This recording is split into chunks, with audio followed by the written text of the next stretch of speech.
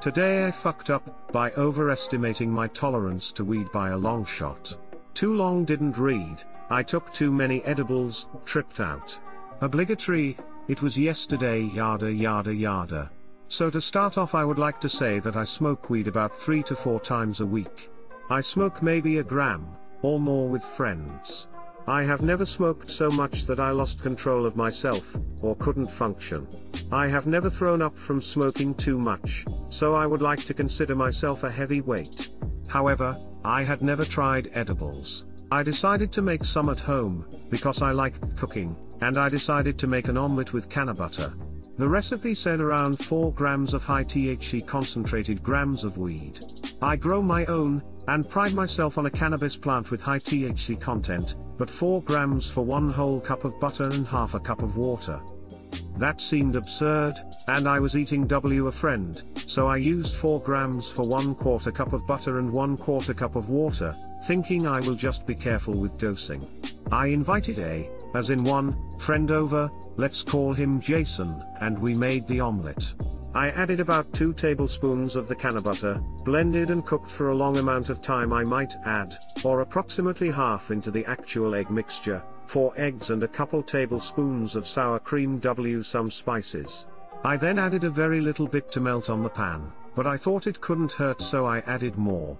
Also, the whole time I was thinking my friend would help me finish it. I made the omelette, we dug in, and then we quickly drove to a nearby Chili's because we knew they were strong, and we didn't want to drive under the influence. I got there, and barely ordered our water when everything hit me all at once. I felt like the air became corn syrup. The waitress was standing right next to me, and then I blinked, and I swear on my mother she just teleported to the other side of the table. My friend was obviously also high as a kite. It's hard to explain how high I was, and then I played some games on the little iPad they had. I sat there, and I kept thinking about how I had to say something or else it would be awkward. Then I started freaking out when one of my other friends got here. I'll go with Clarissa. I had invited her prior but she does not partake in weed. I forgot my Jason was there, because in my mind I only had one friend sitting down me at Chili's. Then I turned and saw my Jason, and he was just smiling.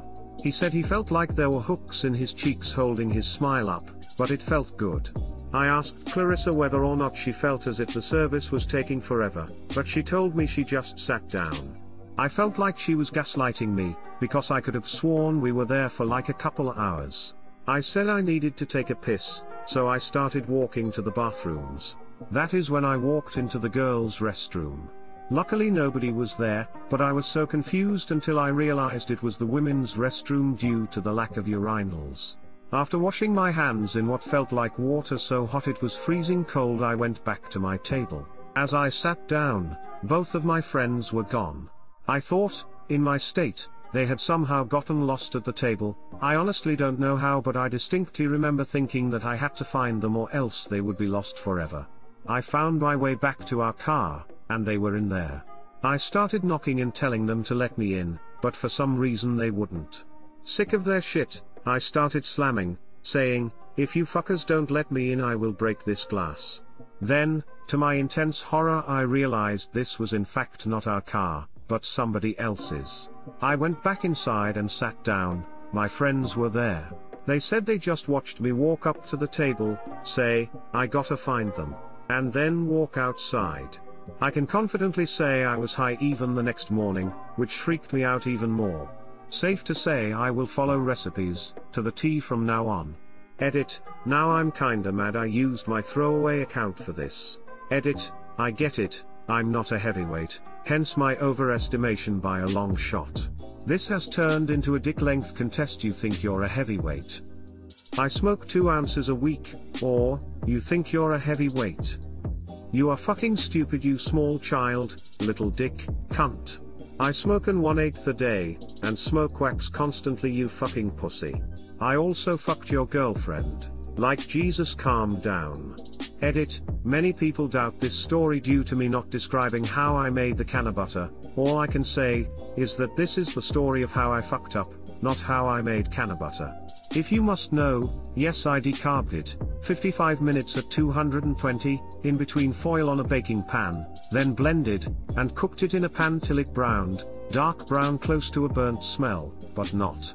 I then blended it again. I didn't have cheesecloth to strain, so I didn't extract the weed, just blended it in. The strain was sour diesel. HMUW. Any more questions to debunk me? I'd be happy to answer.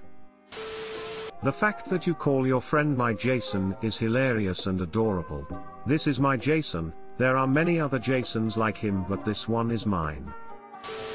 Edibles don't work till you talk shit about them, tell me not. Edit, yo my first silver thanks kind stranger smile. Edibles hit different man. Waiting for an hour and then the sudden realization of oh fuck. I'm high is like a truck driving into you. Then, to my intense horror I realized this was in fact not our car, but somebody else's. Sheesh, man. How in TF do you consider yourself a heavyweight if you have never tried edibles? The edible makes a fool of us all. I, too, had an edible and then went to a restaurant. I only had a little so I thought I'd be fine. Wrong. It hit me right as the food was delivered to the table and I became convinced that everyone hated me, I would never be sane again, and that I was going to die. I thought everyone there could see into my brain. Luckily, 2 other people were with me who were sober so they drove my sorry ass home where I proceeded to throw up, cry that I needed to go to the hospital, and fall into a deep, dark sleep. I remained high for the entire next day, just normal high, thankfully. I never, ever want to be that high again. Edibles don't fuck around. Cry that I needed to go to the hospital, sorry for the quotes, don't know how to quote a post, I did this smoking purple haze years ago. I was so high I couldn't move. I laid on the floor thinking I was going to be the first ever marijuana overdose death. I never ever wanna be that high again. Today I fucked up, by ripping my foreskin apart with a ceiling fan. Mandatory not today but 20 years ago. I am 16 and horny. We didn't yet have the internet and this was still the days of searching nearby woods for scattered magazines held together by many long rains. It was also the days of waiting for your mom to go to the grocery store and using your free time to try to find literally anything new in the house to have sex with. This was one of those days. My mom left for the grocery store and I had an idea, duct tape a toilet paper roll filled with wet toilet paper to my penis. Make sure it's really tight. Then, create a rope from duct tape and wrap it around the blade of the ceiling fan. Sit on one side of the ceiling fan and as the blades spin, it will pull and release the tube. Brilliant? All starts well as I sit on a desk chair below the fan. A bit slow, but working so I turn it up. I start to notice that since there is no swivel, the duct tape is twisting and shortening. It's pulling violently on my pubes and skin. I can't get the fucking thing off. Fuck. I stand up to buy myself time. Shut off the fan, pull the string and wait. Oh fuck, still going. I'm on my tippy toes and my pubes are ripping. I pull the string and the fan begins to slow, but it's still twisting. I slam my hand into the fan to stop it. The fan breaks out of the ceiling, but I'm free. As I unpackage my pleasure tube, I find I'd ripped a fistful of pubes out. My foreskin was twisted like an Indian sunburn, checkered with blood and tears, and the head of my penis is a ghostly grey. It took 24 hours for the penis head to turn from mayonnaise to plum. My penis basically molted over the next 3 weeks, growing a new layer of penis over the old penis. I still have a long white scar down the shaft that has no feeling. Good times. TL, doctor, duct taped my penis to a ceiling fan and ripped my pubes and foreskin apart. Edit, changed some words.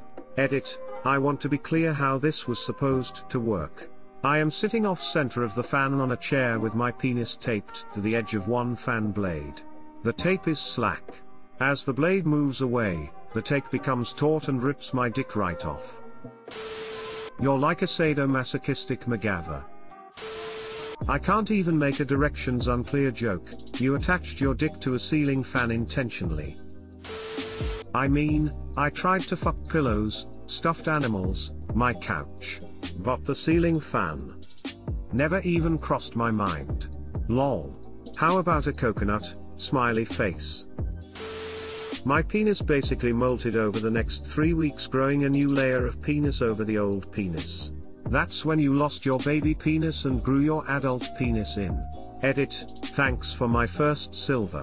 Edit 2, thank you for my first gold too. If it takes attaching my penis to ceiling fan, I'll keep my baby penis. Sit on one side of the ceiling fan, and as the blades spin, it will pull and release the tube. Brilliant?